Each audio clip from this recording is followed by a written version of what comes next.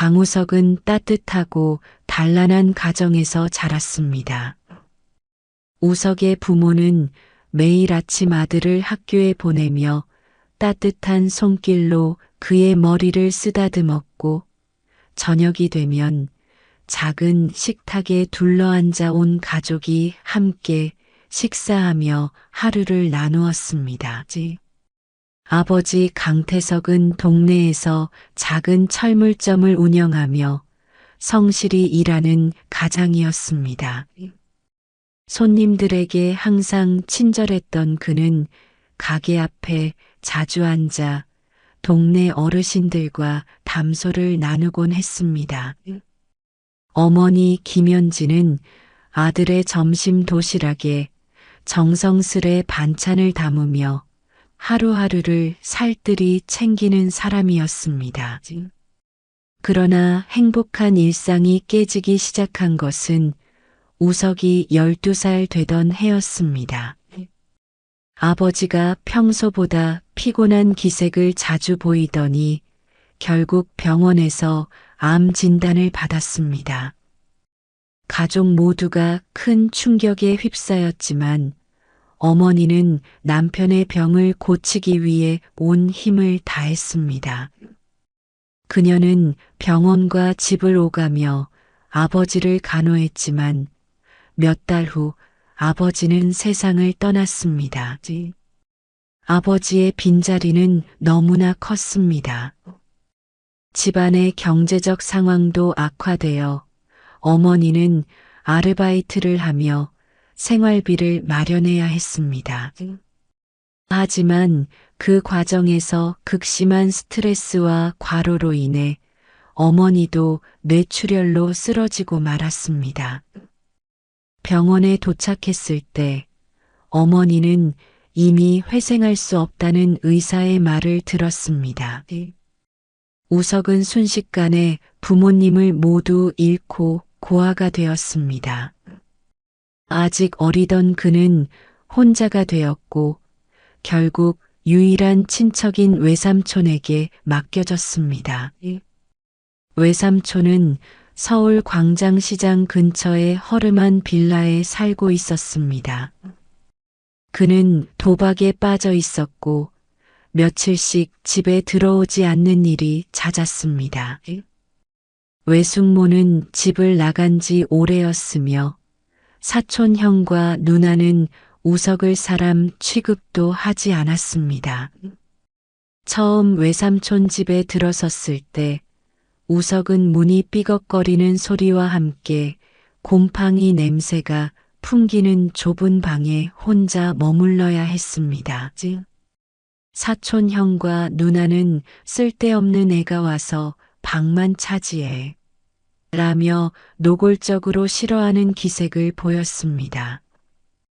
야, 내가 여기서 뭐라도 할 줄은 아냐? 사촌 형은 비웃으며 우석에게 청소를 시켰습니다.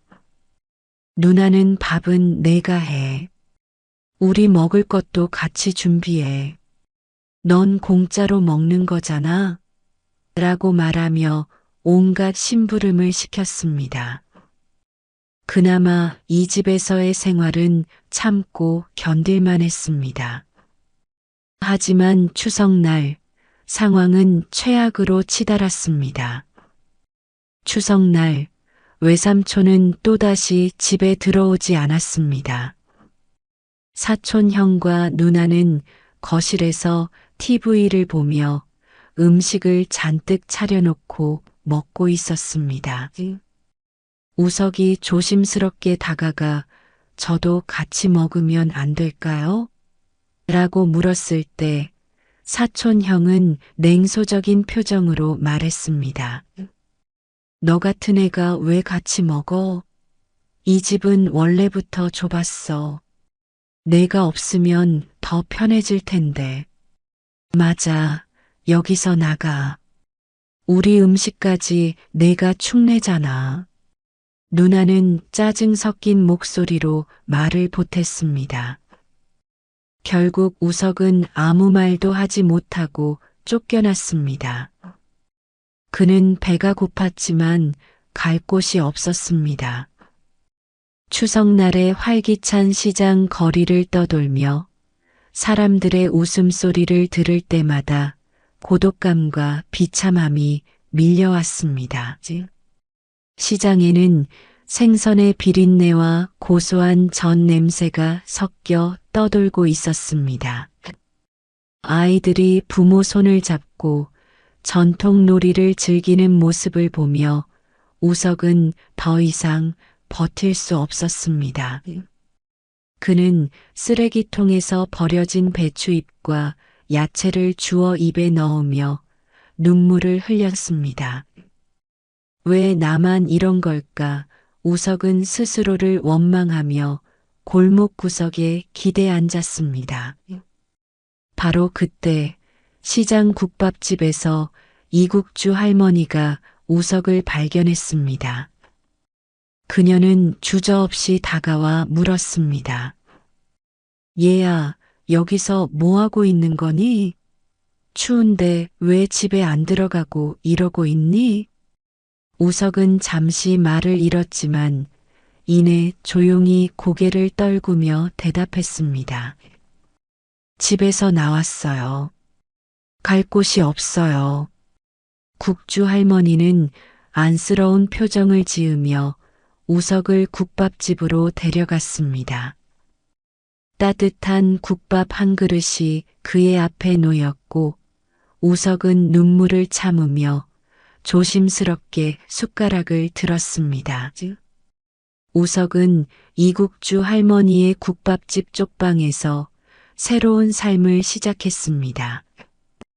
방은 낡고 비좁았지만 우석에게는 세상에서 가장 따뜻한 공간처럼 느껴졌습니다. 바람을 막아주는 창문, 가느다란 전등빛, 그리고 깨끗하게 정리된 이불 한 채가 그곳의 전부였지만 그것으로 충분했습니다. 다음 날 아침 할머니는 우석에게 국밥 한 그릇을 내어주며 말했습니다. 얘야, 내가 여기서 지낼 동안은 내 식구라고 생각해도 돼. 밥 굶을 일은 없을 거야. 우석은 그 말에 가슴이 먹먹해졌습니다. 감사합니다라는 짧은 대답 뒤로 더 이상의 말을 잇지 못했지만 그의 눈빛은 한없는 감사와 안도감을 담고 있었습니다. 국밥집은 아침부터 손님들로 붐볐습니다. 시장 상인들과 이른 아침장을 본 손님들이 작은 공간을 채웠고 국밥 한 그릇에 담긴 온기가 모두를 위로하는 듯 했습니다. 얘야, 테이블 여기 좀 치워줄래? 손님들이 앉아야 하거든. 할머니의 말에 우석은 얼른 몸을 움직였습니다. 그는 처음으로 국밥집 일을 돕기 시작했습니다. 무거운 그릇을 나르고 손님들이 떠난 테이블을 닦으며 익숙하지 않은 일을 배워갔습니다. 일은 쉽지 않았습니다. 무거운 그릇을 나르다 종종 손을 대기도 했고 손님들의 빨리빨리 재촉하는 말투에 당황하기도 했습니다. 하지만 우석은 불평하지 않았습니다. 그는 할머니가 자기를 받아준 은혜를 갚고 싶었고 열심히 하면 자신의 자리가 생길 것이라는 희망을 품었습니다. 얘야, 힘들지 않니? 할머니가 물었습니다. 아니에요. 저는 괜찮아요. 여기서 지낼 수 있는 것만으로도 감사해요. 우석의 대답은 할머니의 마음을 뭉클하게 했습니다. 국주 할머니는 우석에게 자신의 이야기를 들려주었습니다. 그녀는 어린 나이에 남편을 잃고 홀로 아들을 키우며 국밥집을 운영해 왔습니다. 내 아들은 내 또래였을 때 정말 씩씩했어. 공부도 잘하고 무엇보다 사람을 참 좋아했지. 하지만 젊은 나이에 사고로 떠났단다. 할머니의 목소리가 떨렸습니다. 우석은 조용히 고개를 숙이고 있었습니다. 넌 우리 아들이랑 참 닮았어. 그래서 처음 봤을 때 그냥 지나칠 수가 없었단다. 우석은 아무 말도 하지 못했지만 그 순간 국주 할머니가 자신을 진심으로 걱정하고 있다는 것을 느꼈습니다. 우석은 국밥집에서 일을 배우며 할머니의 모습을 가까이에서 지켜보았습니다. 작은 가게 하나를 운영하면서도 할머니는 손님 한 사람 한 사람에게 정성을 다했습니다. 밥 한 그릇도 누군가의 하루를 바꿀 수 있어. 할머니는 늘 그렇게 말했습니다. 그 말을 들으며 우석은 자신의 삶에도 작은 목표를 세우기 시작했습니다. 언젠가 나도 나만의 국밥집을 열어서 나처럼 힘든 사람들을 도울 수 있으면 좋겠다. 밤이 되면 우석은 할머니가 주신 중고책으로 검정고시 공부를 시작했습니다. 그는 학교에 다닐 형편이 되지 않았지만 스스로 공부하며 새로운 길을 찾기로 결심했습니다. 우석은 점차 시장 사람들에게도 익숙해졌습니다. 국밥집 옆 채소 가게의 주인 아저씨는 우석을 볼 때마다 젊은 놈이 야무지네. 열심히 살아. 라고 격려했고 생선 가게 아줌마는 우석이 일을 도와줄 때마다 생선 한 마리를 건네며 말했다. 이건 가져가서 너희 할머니랑 나눠 먹어. 그는 국밥집 일을 하면서도 틈틈이 다른 상인들을 도우며 자신의 자리를 만들어 갔습니다. 그의 성실함은 점차 사람들에게 인정받기 시작했습니다. 국밥집은 매일 분주했지만 우석은 점점 더 능숙해졌습니다. 손님들이 그 젊은 친구가 참 잘하네. 라고 칭찬할 때마다 그는 작은 성취감을 느꼈습니다. 그리고 그 성취는 그의 마음속에 희망의 씨앗을 심었습니다. 그는 자신에게 주어진 기회가 얼마나 소중한 것인지 알고 있었습니다. 내가 여기서 배우고 익힌 것들이 언젠가는 나를 더 나은 사람으로 만들어줄 거야. 그는 매일 그렇게 다짐하며 하루를 마무리했습니다. 시간이 지나면서 우석은 국밥집 일에 익숙해졌고 시장 사람들과도 친해졌습니다. 그러나 모든 일이 순탄할 수는 없었습니다. 인생은 때때로 더 큰 시련을 통해 사람을 시험하기 마련이었습니다. 우석이 국밥집에서 지낸 지 1년이 되던 겨울이었습니다. 국주 할머니는 아침마다 기침이 잦아지고 손에 쥔 국자의 떨림이 잦아졌습니다. 얘야, 이 국자를 이렇게 잡아봐. 팔에 힘을 더 줘야 밥을 더 잘 퍼낼 수 있어. 할머니는 우석에게 가르쳐 주려 애썼지만 점점 그 가르침의 빈도가 줄어들었습니다. 어느 날 할머니는 갑자기 주방 바닥에 쓰러졌습니다. 우석은 놀라서 할머니를 부축하며 외쳤습니다. 할머니, 정신 차리세요. 시장 사람들의 도움으로 급히 병원에 모셨지만 의사는 폐렴과 만성질환이 겹쳐 치료가 쉽지 않다고 했습니다. 무리하지 않으셔야 합니다. 집에서 충분히 쉬셔야 해요. 의사의 말을 듣고 우석은 안타까움에 고개를 숙였습니다. 할머니가 병상에 누운 이후 우석은 국밥집 운영을 홀로 맡아야 했습니다. 그는 할머니에게 배운 대로 밥을 퍼내고 국을 끓이며 손님들을 맞이했습니다. 그러나 손님들의 요구를 모두 만족시키기에는 역부족이었습니다. 아이고, 국이 좀 짜네. 할머니가 끓인 게 아니구먼. 이제 맛이 예전 같지 않아. 손님들이 떠나갈 때마다 우석의 마음은 무거워졌습니다. 그는 밤마다 쪽방에서 검정고시 공부 대신 식당 운영에 대해 고민하며 머리를 싸맸습니다. 어떻게 하면 할머니처럼 이곳을 잘 운영할 수 있을까? 나도 국밥의 비법을 완벽히 익힐 수 있을까?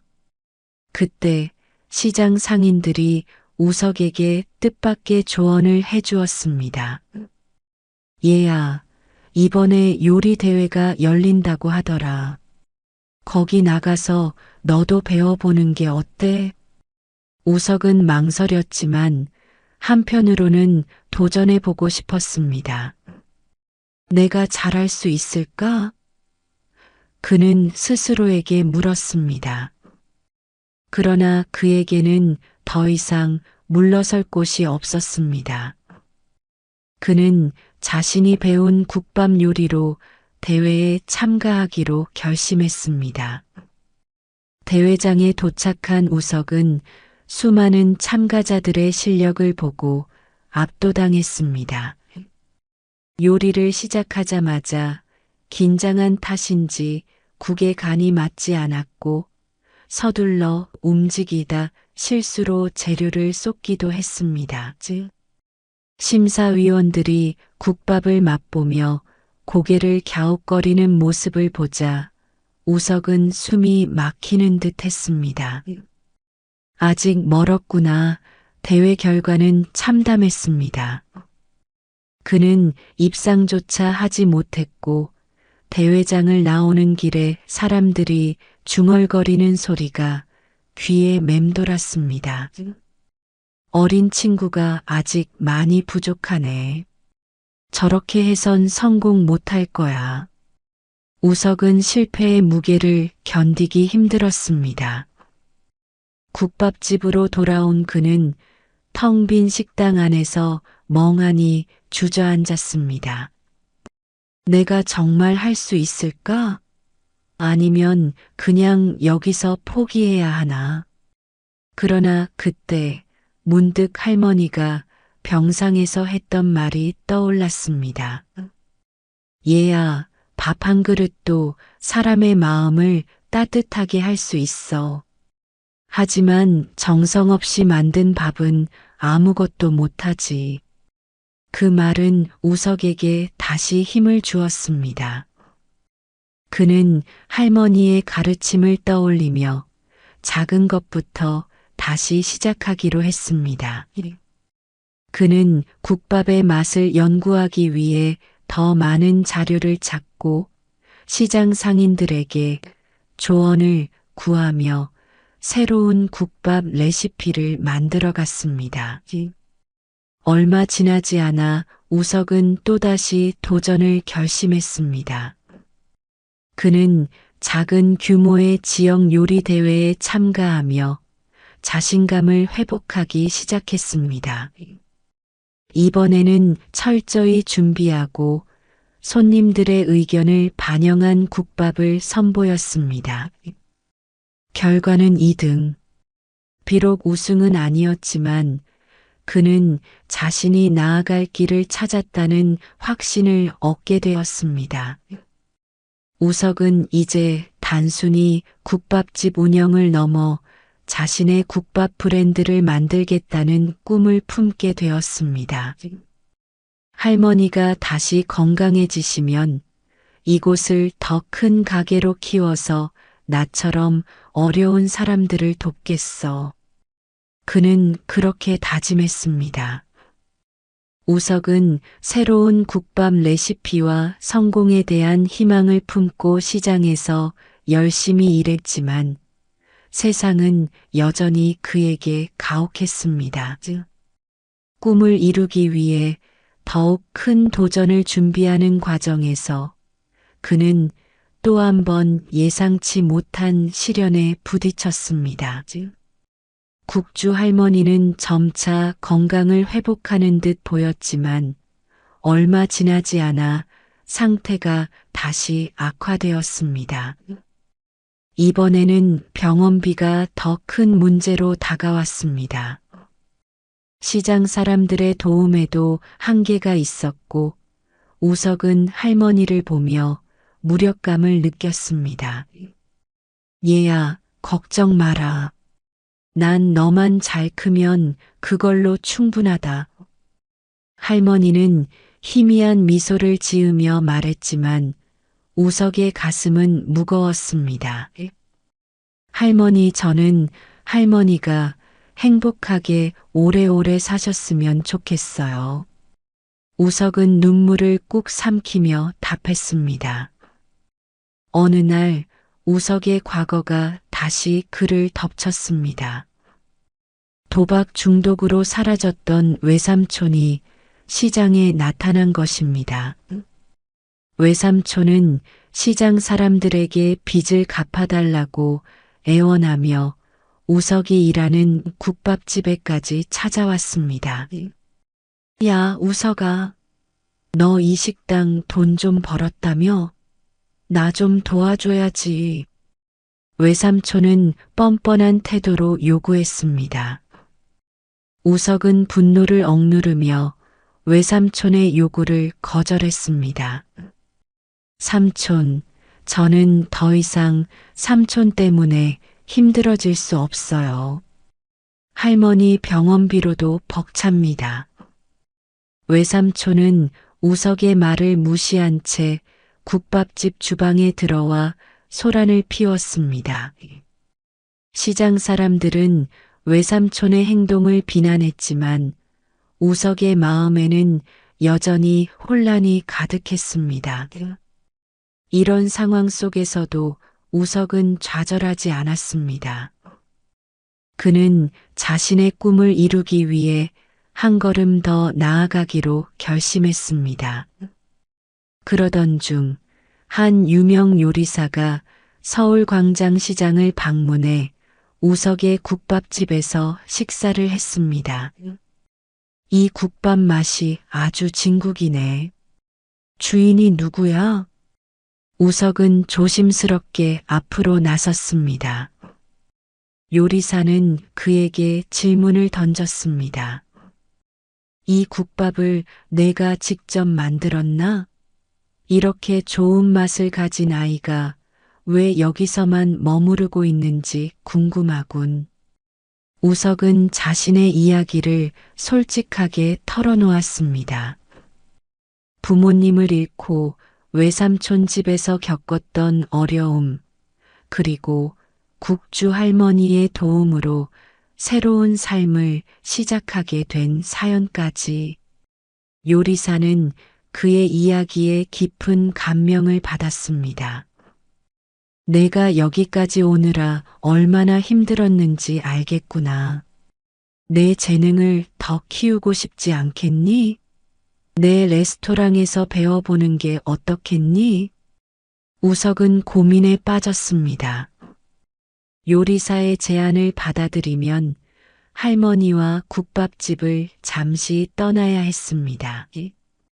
하지만 그는 더 큰 목표를 이루기 위해 이 결정을 해야 한다는 것을 깨달았습니다. 할머니, 저에게 기회가 생겼어요. 더 배우고 성장해서 할머니와 이 가게를 더 나은 곳으로 만들고 싶어요. 국주 할머니는 우석의 결단을 응원했습니다. 얘야, 사람은 가끔 낯선 곳으로 떠나야 새로운 것을 배울 수 있단다. 내가 가서 더 많은 걸 배우고 돌아오길 바란다.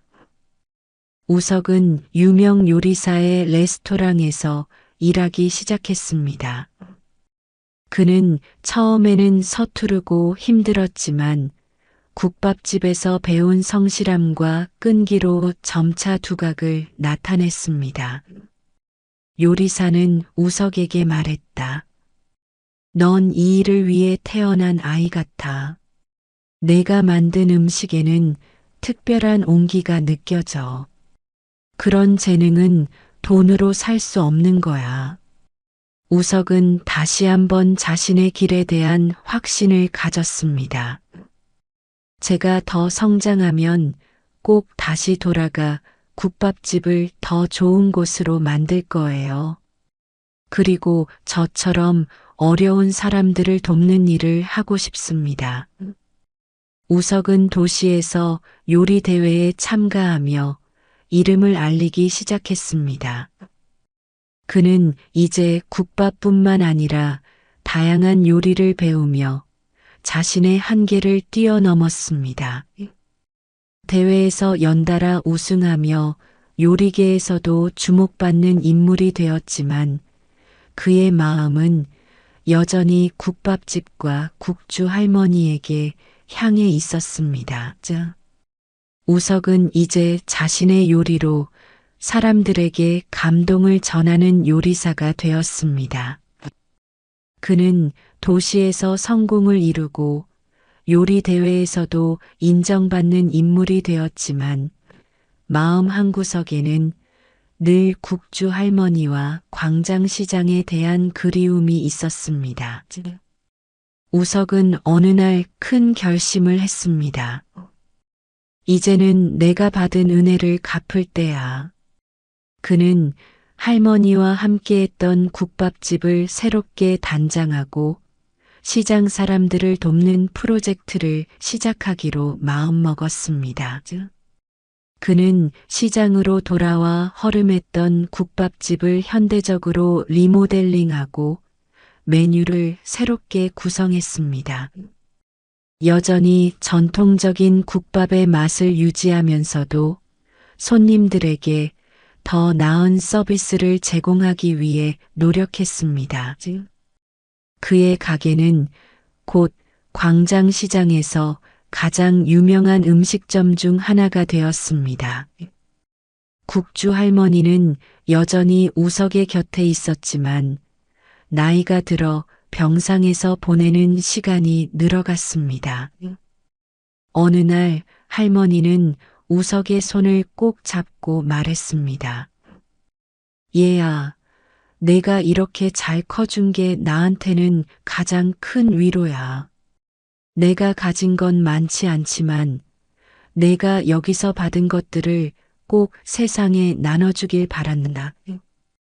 우석은 할머니의 말을 가슴 깊이 새겼습니다. 할머니, 약속할게요. 제가 받은 사랑을 더 많은 사람들에게 돌려줄게요. 우석은 국밥집 운영만으로 만족하지 않았습니다. 그는 시장 상인들을 위한 교육 프로그램을 시작했습니다. 어려운 환경 속에서 장사를 배우지 못한 상인들에게 요리와 경영을 가르치고 더 나은 환경에서 일할 수 있도록 지원했습니다. 또한 과거 자신처럼 어려운 환경에 처한 아이들을 돕기 위해 장학금 프로그램을 만들었습니다. 시장의 상인들은 우석의 노력을 보고 박수를 보내며 그를 지지했습니다. 우석이 덕분에 우리 시장도 새롭게 태어난 것 같아. 채소 가게 주인은 웃으며 말했습니다. 우석이 성공한 이야기는 외삼촌의 귀에도 들어갔습니다. 외삼촌은 빚더미에 앉아 여전히 도박의 굴레에서 벗어나지 못한 상태였습니다. 그는 망설임 끝에 국밥집을 찾아왔습니다. 우석아, 내가 잘못했구나. 이제서야 내가 얼마나 대단한 사람인지 알겠어. 미안하다. 외삼촌의 초라한 모습을 본 우석은 잠시 말을 잃었습니다. 과거의 상처가 떠올랐지만 그는 복수를 선택하지 않았습니다. 대신 조용히 외삼촌을 도와줄 방법을 고민했습니다. 삼촌, 제가 기회를 드릴게요. 하지만 그걸 지키는 건 삼촌 몫이에요. 우석은 외삼촌에게 최소한의 도움을 제공하며 그에게 다시 살아갈 기회를 주었습니다. 우석의 이야기는 시장을 넘어 도시 전체에 퍼졌습니다. 그는 시장 사람들에게만 도움을 주는 것을 넘어 전통 음식을 알리고 어려운 환경에 처한 사람들을 지원하는 활동을 시작했습니다. 그의 노력은 많은 사람들에게 영감을 주었고 그의 이름은 요리사로서뿐만 아니라 희망을 전하는 사람으로 널리 알려졌습니다. 그날도 평범하게 가게를 열었습니다. 우석은 국밥집 앞에서 어린 소년을 만났습니다. 그 아이는 자신이 어린 시절 그랬던 것처럼 힘든 환경에서 살아가는 아이였습니다. 사장님, 저도 열심히 하면 사장님처럼 될 수 있을까요? 소년의 눈빛에서 우석은 자신의 과거를 보았습니다. 그는 소년의 어깨를 가만히 두드리며 말했습니다. 내가 포기하지 않는다면 반드시 그렇게 될 수 있어. 내가 내 옆에서 도와줄게. 그 소년은 우석의 국밥집에서 돕기 시작했습니다. 자신이 할머니에게 받았던 도움을 그대로 전할 수 있었습니다. 시간이 흘러 우석의 국밥집은 단순한 음식점이 아니라 사람들에게 희망과 사랑을 전하는 공간으로 자리 잡았습니다. 그는 여전히 국밥 한 그릇에 담긴 정성으로 사람들을 위로하며 자신이 걸어온 길을 잊지 않았습니다. 추석날 우석은 시장 사람들과 함께 큰 잔치를 열었습니다. 국주 할머니가 남긴 따뜻한 말처럼 그는 밥 한 그릇도 사람의 마음을 바꿀 수 있다는 믿음으로 더 많은 사람에게 사랑과 희망을 전하며 살아갔습니다.